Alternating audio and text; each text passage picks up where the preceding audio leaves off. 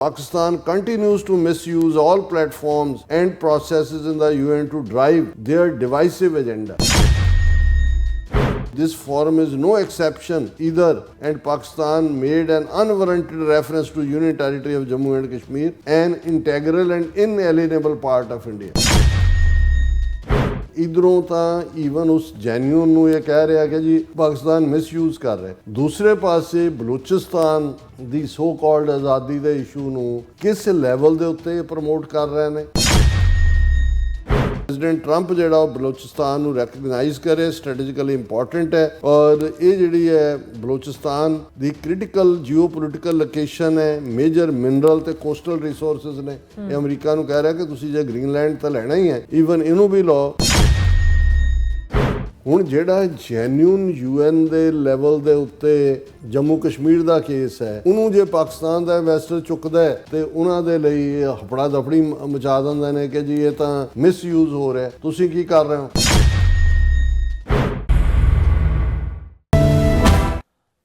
ਦਰਸ਼ਕੋ, break ਤੋਂ ਬਾਅਦ ਤੁਹਾਡਾ ਸਭ ਦਾ ਭਰਪੂਰ ਸਵਾਗਤ ਹੈ। ਸੋ ਵੀਅਰਸ, ਗੱਲਬਾਤ ਕਰਨ ਜਾ ਰਹੇ ਹਾਂ ਪਾਕਿਸਤਾਨ ਦੇ ਭਾਰਤ ਦੇ ਹਵਾਲੇ ਨਾਲ ਕਿ ਭਾਰਤ ਵੱਲੋਂ ਪਾਕਿਸਤਾਨ ਦੇ ਖਿਲਾਫ ਹਰ ਪਲੇਟਫਾਰਮ ਤੇ ਜ਼ਹਿਰ ਉਗਲਿਆ ਜਾ ਰਿਹਾ ਹੈ।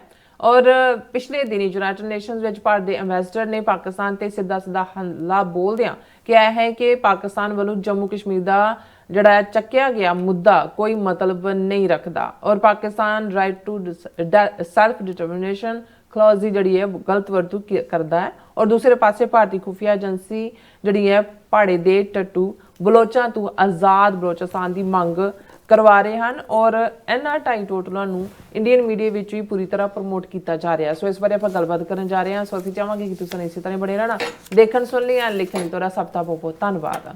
ਜੀ ਡਾਕਟਰ ਸਾਹਿਬ, ਕੀ ਕਹਿਣਾ ਚਾਹੋਗੇ?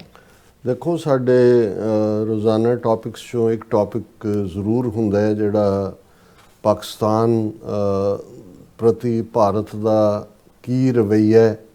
ਜ਼ਹਿਰ ਉਗਲਣਾ ਵੀ ਲਫ਼ਜ਼ ਕਈ ਵਾਰੀ ਲੱਗਦਾ ਹੈ ਕਿ ਵੀ ਇਹ ਸੀਮਤ ਇਹਦੇ ਮਤਲਬ ਨੇ, ਕਿਉਂਕਿ ਇਹ ਭਰੇ ਹੀ ਜ਼ਹਿਰ ਨਾਲ ਹੋਏ ਨੇ। ਪਾਕਿਸਤਾਨ ਨੂੰ ਕਦੇ ਵੀ 47 ਤੋਂ ਬਾਅਦ ਇਹਦੇ ਬਾਵਜੂਦ ਕਿ ਇਹ ਇੱਕ ਇੰਡੀਪੈਂਡੈਂਟ ਮੁਲਕ, ਦੁਨੀਆ ਦੀ ਵੱਡੀ ਜਿਹੜੀ ਹੈ ਫੌਜੀ ਤਾਕਤ ਔਰ ਡਿਪਲੋਮੈਟਿਕ ਤਾਕਤ ਦੇ ਤੌਰ 'ਤੇ ਵੀ ਹੁਣ ਉੱਭਰੀ ਹੈ, ਲੇਕਿਨ ਇਸ ਤੋਂ ਪਹਿਲਾਂ ਵੀ ਜੇ ਅਸੀਂ ਆਬਾਦੀ ਵਾਈਜ਼ ਵੀ ਦੇਖੀਏ ਜਾਂ ਦੁਨੀਆ ਦੇ ਇੱਕ ਵੱਡੇ ਮੁਲਕਾਂ, ਜਦੋਂ ਬੰਗਲਾਦੇਸ਼ ਵੀ ਪਾਕਿਸਤਾਨ ਦਾ ਹਿੱਸਾ ਸੀ, ਲੇਕਿਨ ਉਦੋਂ ਵੀ ਇਹਨਾਂ ਦੇ ਜਿਹੜੇ ਖੋਟੇ ਵਿਚਾਰ ਨੇ, ਇਹਨਾਂ ਦੀ ਜਿਹੜੀ ਥਾਟ ਪ੍ਰੋਸੈਸ ਹੈ, ਉਹਦੇ 'ਚ ਇਹਨਾਂ ਨੇ ਪਾਕਿਸਤਾਨ ਨੂੰ ਕਦੇ ਵੀ ਇੱਕ ਅੱਡ ਐਂਟੀਟੀ ਦੇ ਤੌਰ 'ਤੇ ਕਬੂਲਿਆ ਹੀ ਨਹੀਂ। ਔਰ ਇਹ ਅਖੰਡ ਭਾਰਤ ਦਾ ਸੁਪਨਾ ਬੇਸ਼ੱਕ ਰੂਲਰ ਕਲਾਸ ਉਸ ਵੇਲੇ ਕਾਂਗਰਸ ਦੀ ਵੀ ਹੋਏ, ਜੇ ਨਹਿਰੂ ਦਾ ਪੀਰੀਅਡ ਵੀ ਦੇਖੀਏ, ਹਾਲਾਂਕਿ ਨਹਿਰੂ ਕਹਿਣ ਨੂੰ ਬੜਾ ਸੈਕੂਲਰ ਔਰ ਆਦਰਸ਼ਵਾਦੀ ਤੇ ਦੂਜਾ ਤੀਜਾ, ਲੇਕਿਨ ਨਹਿਰੂ ਹੀ ਸੀ ਜਿਹੜਾ ਜੰਮੂ ਕਸ਼ਮੀਰ ਦਾ ਮੁੱਦਾ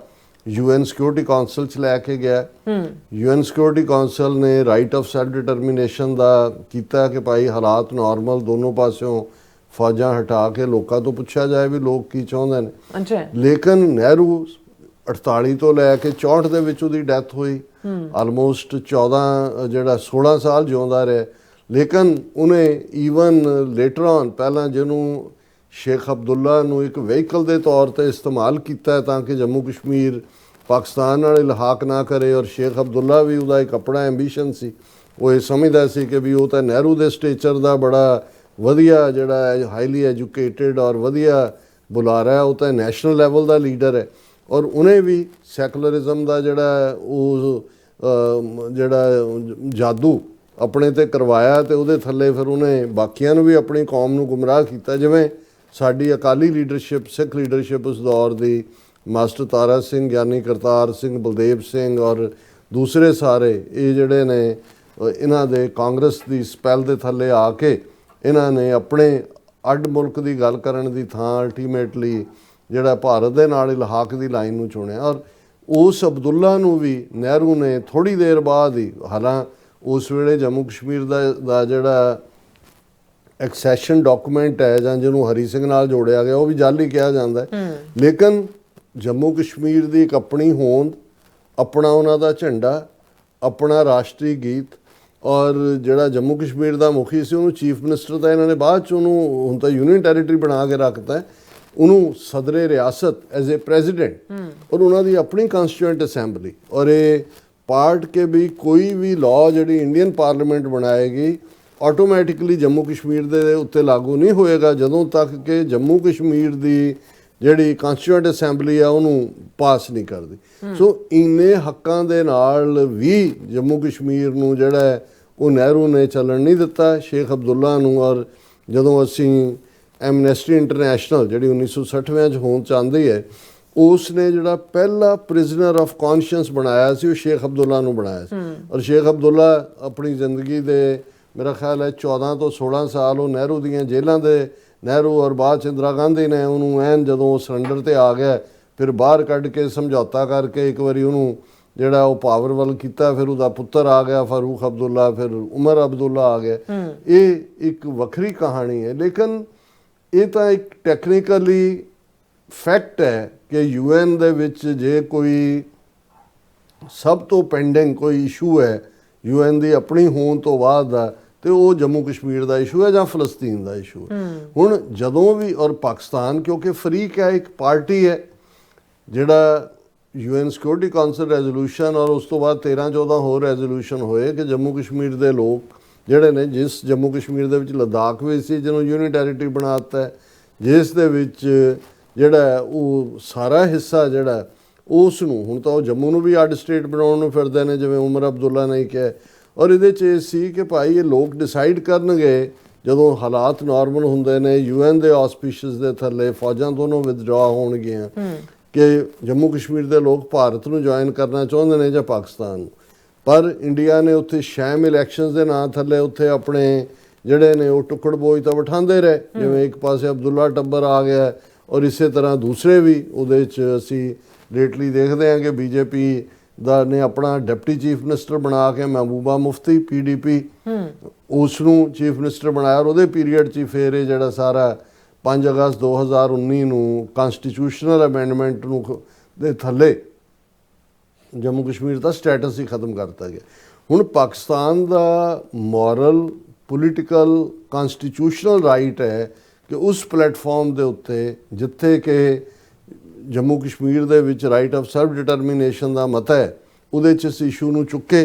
ਹੁਣ UN ਦੇ ਸੈਸ਼ਨ ਦੇ ਵਿੱਚ ਜਿਹੜਾ ਸਿਕਿਉਰਿਟੀ ਕਾਉਂਸਲ ਦੇ ਪਿਛਲੇ ਦਿਨਾਂ 'ਚ ਜਿਹੜਾ ਪਾਕਿਸਤਾਨ ਦੇ ਜਿਹੜੇ ਰਿਪਰੈਜ਼ੈਂਟੇਟਿਵ ਨੇ United nations ambassador awesome ਇਫਤਕਾਰ Ahmad, ਉਹਨਾਂ ਨੇ ਜਿਹੜਾ ਆਪਣੀ ਪ੍ਰੈਜੈਂਟੇਸ਼ਨ ਦੇ ਵਿੱਚ ਇਸ ਇਸ਼ੂ ਨੂੰ ਚੁੱਕਿਆ ਔਰ ਉਹਦੇ 'ਚ ਉਹਨਾਂ ਨੇ ਕਿਹਾ ਕਿ ਇਹ ਜਿਹੜਾ ਪਾਰਟ ਹੈ ਜੰਮੂ ਕਸ਼ਮੀਰ ਨੂੰ ਉਹਨਾਂ ਨੇ ਰੈਫਰ ਕੀਤਾ ਔਰ ਪਾਕਿਸਤਾਨ ਨੇ ਇਸ ਇਸ਼ੂ ਦੇ ਉੱਤੇ ਕਿਹਾ ਕਿ ਬਈ ਇਹ ਜਿਹੜਾ ਸਾਡੇ ਨਾਲ ਇਸ ਥਾਂ ਦੇ ਉੱਤੇ ਜੋ ਵਾਅਦਾ ਕੀਤਾ ਹੋਇਆ ਹੈ ਉਸ ਨੂੰ ਇਹ ਹਾਈਲਾਈਟ ਕਰਨ। ਔਰ ਸ਼ਾਇਦ ਉਹਨਾਂ ਦੇ ਸ਼ਬਦ ਸੀ right to self determination is a fundamental principle enshrined in the UN charter.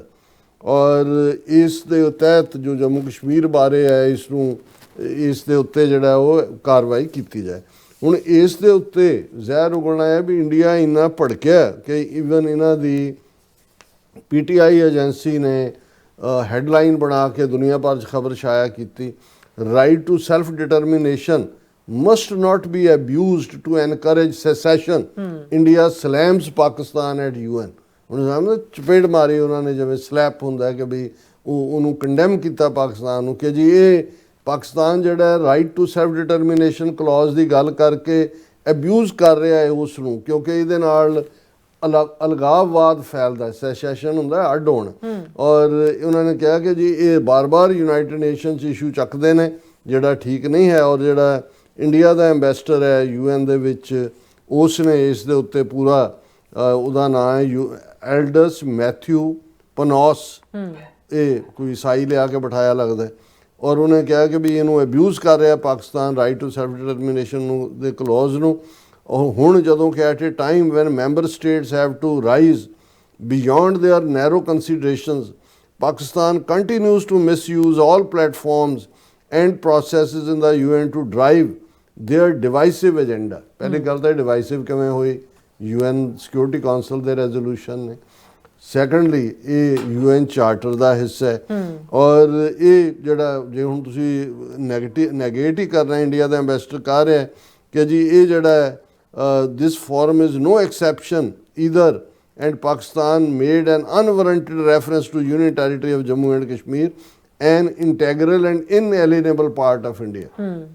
ਜੀ ਪਾਕਿਸਤਾਨ ਨੇ ਉਸ ਯੂਨੀਅਨ ਟੈਰੀਟਰੀ ਜੰਮੂ ਕਸ਼ਮੀਰ ਦਾ ਜ਼ਿਕਰ ਕੀਤਾ ਜਿਹੜਾ ਭਾਰਤ ਦਾ ਅਟੂਟ ਅੰਗ ਹੈ, ਔਰ ਅਸੀਂ ਇਸ ਸਾਰੇ ਨੂੰ ਦੀ ਕੰਡੈਮਨੇਸ਼ਨ ਕਰਦੇ ਹਾਂ। ਔਰ ਇਹਦੇ ਲੰਬੀ ਚੌੜੀ ਖਬਰ ਉਹਨਾਂ ਨੇ ਬਣਾਈ ਹੋਈ ਹੈ। ਹੁਣ ਇਸੇ ਹੀ PTI ਦੀਆਂ ਖਬਰਾਂ 'ਚੋਂ ਜਦੋਂ ਤੁਸੀਂ ਦੇਖਦੇ ਹੋ ਕਿ ਇੰਡੀਅਨ ਮੀਡੀਆ ਇੱਕ ਪਾਸੇ ਤਾਂ ਜੰਮੂ ਕਸ਼ਮੀਰ ਦੀ ਜਿਹੜੀ ਲੈਜੀਟੀਮੇਟ ਰਾਈਟ ਆਫ ਸੈਲਫ ਡਿਟਰਮੀਨੇਸ਼ਨ ਦੀ ਮੰਗ ਹੈ, ਸਵੈ ਨਿਰਣੇ ਦਾ ਹੱਕ ਜਿਹਨੂੰ ਅਸੀਂ ਪੰਜਾਬੀ 'ਚ ਕਹਿੰਦੇ ਹਾਂ, ਜਾਂ ਜਿਸ ਨੂੰ ਰਾਏ ਸ਼ੁਮਾਰੀ ਲਫ਼ਜ਼ ਪਲੇਬਸਾਈਟ ਦੀ ਵਰਡ ਇਸਤੇਮਾਲ ਕੀਤਾ ਜਾਂਦਾ ਸੀ ਇੱਕ ਜ਼ਮਾਨੇ 'ਚ। ਹੁਣ ਇੰਡੀਆ ਕੀ ਕਰ ਰਿਹਾ ਵੀ ਇੱਧਰੋਂ ਤਾਂ ਈਵਨ ਉਸ ਜੈਨੂਅਨ ਨੂੰ ਇਹ ਕਹਿ ਰਿਹਾ ਕਿ ਜੀ ਪਾਕਿਸਤਾਨ ਮਿਸਯੂਜ਼ ਕਰ ਰਿਹਾ, ਦੂਸਰੇ ਪਾਸੇ ਬਲੋਚਿਸਤਾਨ ਦੀ ਸੋ ਕਾਲਡ ਆਜ਼ਾਦੀ ਦੇ ਇਸ਼ੂ ਨੂੰ ਕਿਸ ਲੈਵਲ ਦੇ ਉੱਤੇ ਪ੍ਰਮੋਟ ਕਰ ਰਹੇ ਨੇ। ਤੁਸੀਂ ਦੇਖੋਗੇ ਕਿ ANI ਜਿਹੜੀ ਰਾਹ ਦੀ ਆਊਟਫਿਟ ਹੈ, ਔਰ PTI ਤਾਂ ਇੱਕ ਪ੍ਰਿੰਟਿੰਗ 'ਚ ਹੀ ਆਉਂਦਾ, ANI ਵੀਡੀਓ ਔਰ ਕਿੰਨੇ ਹੀ ਹੋਰ ਇਹਨਾਂ ਦੇ ANI ਦੇ ਦਾ ਐਗਰੀਮੈਂਟ ਰਾਇਟਰ ਨਾਲ ਵੀ ਹੈ, ਦੂਜਿਆਂ ਨਾਲ ਵੀ ਹੈ। ਹੁਣ ਉਹਦੇ 'ਚ ਹੈਡਲਾਈਨ ਦੇ ਨਾਲ ਸੇਮ ਡੇਟ ਟਾਈਮ ਦੇ ਉੱਤੇ ਜਿਹੜੀ ਹੈ ਉਹ ਖਬਰ ਲੱਗੀ ਹੋਈ ਹੈ, Baloch American congress president calls on Trump to recognise Balochistan as strategically important to US।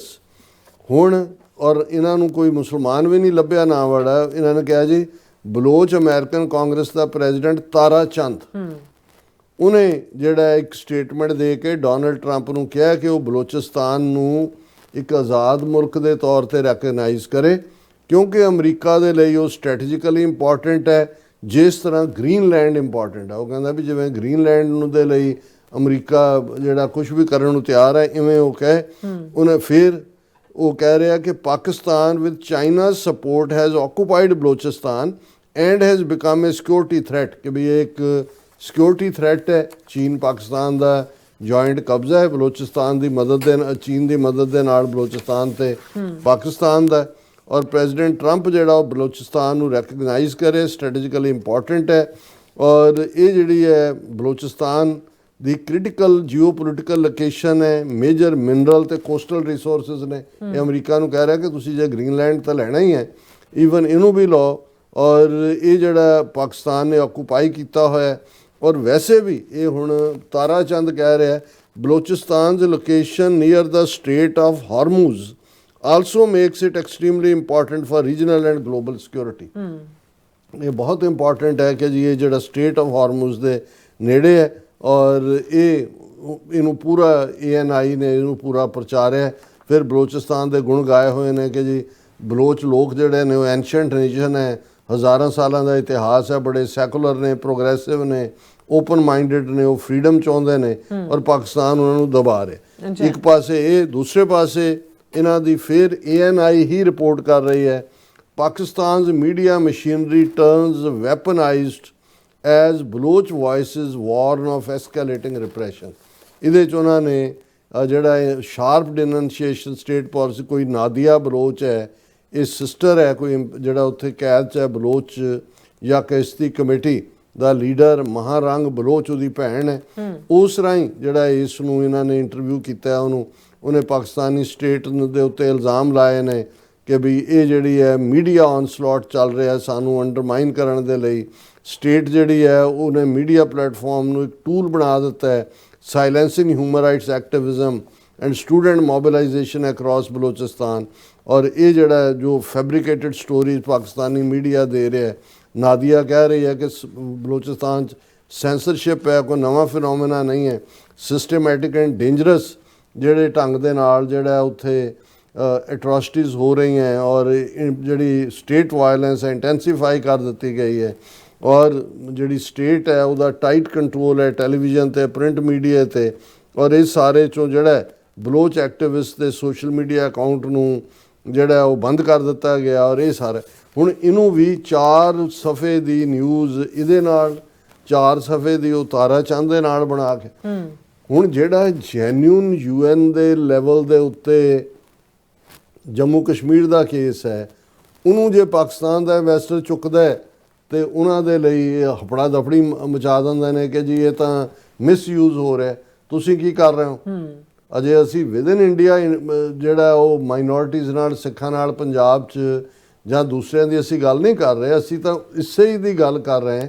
ਪਰ ਅਸੀਂ ਸਮਝਦੇ ਹਾਂ ਕਿ ਵੀ ਇਹ ਹੁਣ ਪਾਕਿਸਤਾਨ ਦੇ ਜਿਹੜੇ ਪਾਲਿਸੀ ਮੇਕਰ ਨੇ ਉਹਨਾਂ ਨੇ ਦੇਖਣਾ ਹੈ ਕਿ ਵੀ ਉਹਨਾਂ ਨੇ ਕਿਵੇਂ ਇੰਡੀਆ ਨੂੰ ਕਾਊਂਟਰ ਕਰਨਾ। ਔਰ ਇਹ ਪਾਕਿਸਤਾਨ ਦੇ ਲਈ ਕੋਈ ਦਿੱਕਤ ਨਹੀਂ ਹੋਣੀ ਚਾਹੀਦੀ ਕਿ ਜੇ ਉਹ ਖਾਲਿਸਤਾਨ ਦੀ ਮੂਵਮੈਂਟ, ਮਨੀਪੁਰ ਦੀ ਮੂਵਮੈਂਟ ਵਿਦਨ ਇੰਡੀਆ ਜੋ ਹੁੰਦਾ ਹੈ, ਹਾਲਾਂਕਿ ਪਾਕਿਸਤਾਨ ਦਾ ਕੋਈ ਵੀ ਐਂਬੈਸਡਰ ਜਾਂ ਜਿਹੜੀ ਉਹਨਾਂ ਦੀ UN ਜਨਰਲ ਅਸੈਂਬਲੀ ਹੁੰਦੀ ਆ ਉਹਦੇ 'ਚ ਉਹਨਾਂ ਨੇ ਅਦਰ ਦੈਨ ਜਿਹੜੇ ਕਸ਼ਮੀਰ ਦੇ ਇਸ਼ੂ ਦੇ ਬਾਕੀਆਂ ਦੀ ਗੱਲ ਨਹੀਂ ਕਰਦੇ। ਉਹ ਤਾਂ ਤੁਹਾਡੇ ਬਲੂਚਿਸਤਾਨ 'ਚ ਬੜੇ ਨੇ, ਉਹ ਤਾਂ ਸਿੰਧ ਦੇ ਵਿੱਚ ਬੜੇ ਹੋਏ ਨੇ, ਉਹ ਤਾਂ ਤਹਿਰੀਕੇ ਤਾਲਿਬਾਨ ਦੇ ਨਾਲ ਜੁੜੇ ਹੋਏ ਨੇ। ਸੋ ਐਟਲੀਸਟ ਪਾਕਿਸਤਾਨ ਦੇ ਵਿੱਚ ਵੀ ਇਹ ਗੱਲ ਜ਼ਰੂਰ ਹੋਣੀ ਚਾਹੀਦੀ ਹੈ ਵੀ ਉਹ ਇੰਡੀਆ ਨੂੰ ਤੁਸੀਂ ਉੱਥੇ ਹਿੱਟ ਕਰੋ ਜਿਹੜੀ ਉਹਨਾਂ ਦੀ ਜਿਹੜੀ ਹੈ ਉਹ ਵੀਕ ਬੋਨ ਹੈ।